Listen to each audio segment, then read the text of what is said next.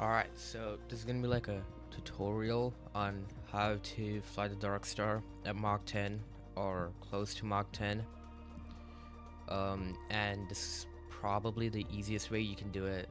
So yeah, first what you want to do is you want to like add how much fuel you want to like get to your destination. Then set your departure. And if you are like planning on going on some kind of route, then you can also set your arrival. So I'm just gonna do my O'Hare, and what this will do is it will like automatically kind of like set this up, and then you can just hit fly.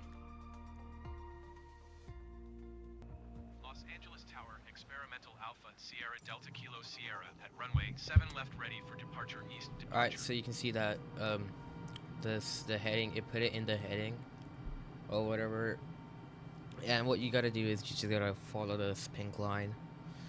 So like kind of align this line, which is your aircraft, and then with the pink line, and yeah. Anyway, let's take off. So disengage your parking brake and just wait.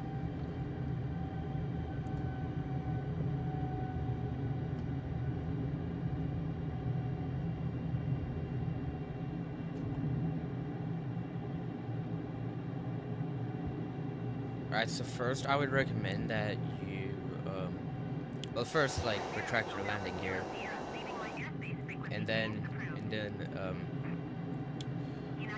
try to like align with the heading, because the faster you go, the harder it is to turn. And if you're going Mach 10, it's gonna take you a couple states for you to like actually turn. Also, make sure you're making your way up to around 40 to 50,000 feet.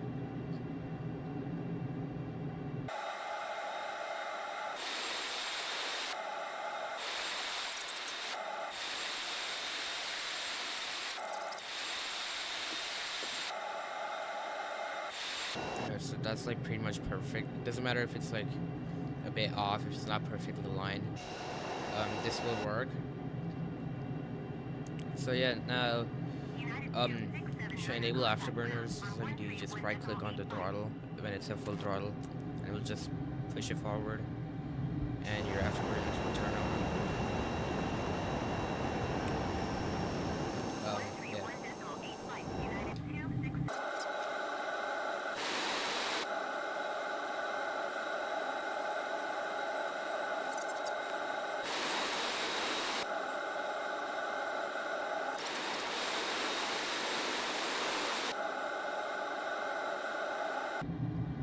Alright, so like now as you reach around 45,000 feet, you can start to level out and just go like 10 degrees down or around that, and once you reach around Mach 2, just pull up.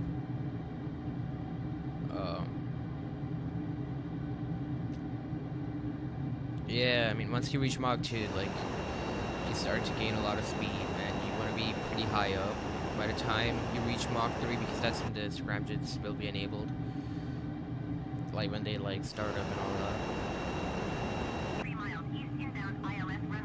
You can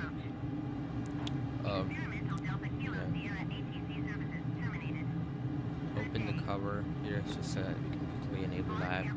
So you can turn on the fuel cell right now, the fuel cell battery. And then whenever you're ready, you can turn on the scramjets, and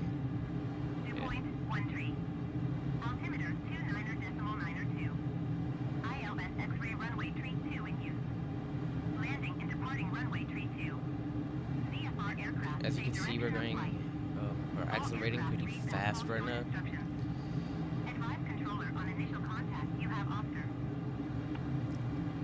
And like right before you reach around Mach 3, you wanna just pull up. So I'm gonna start right now. I'm gonna try to go up.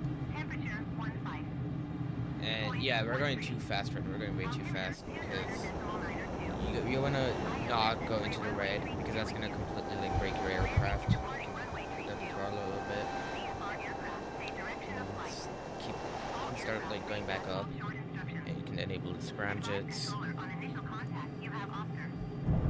And yeah, now it's fine.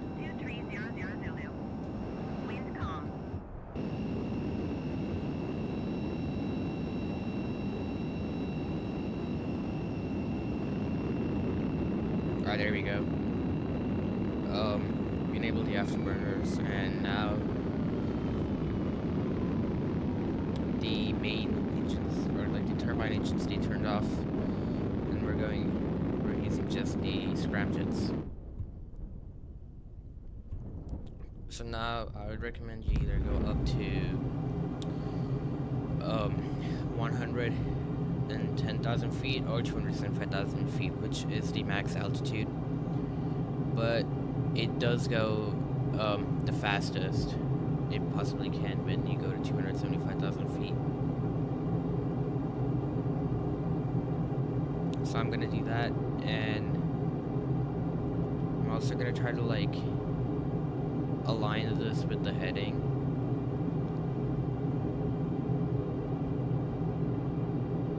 So as you can see, we're going Mach 9 right now, or close to that. Well, actually, we're going almost Mach 10. And yeah, that like there's like a few like parts in the atmosphere where it will slow down the higher you go, but once you go above like 200,000 feet, maybe it will go back up.